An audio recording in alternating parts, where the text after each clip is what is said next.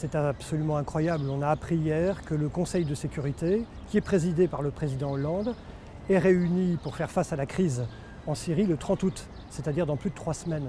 Et pendant ce temps-là, les autorités françaises sont en vacances. On a vu le président de la République à Brégançon, grand bien lui fasse. Mais la réalité, c'est qu'il devrait être à New York, à l'ONU, il devrait être en Turquie, il devrait être dans les pays arabes pour négocier une fin de combat. Premièrement, il faut qu'il convoque le Conseil de sécurité de l'ONU. Et avant le 30 août, il ne va pas attendre 3 semaines. On n'attend pas 3 semaines quand il y a la guerre. Quand il y a un incendie, on n'attend pas 3 semaines les pompiers.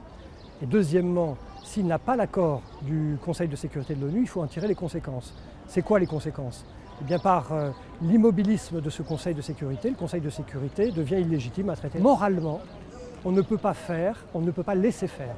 C'est une question morale. Ce n'est plus une question politique, c'est une question morale.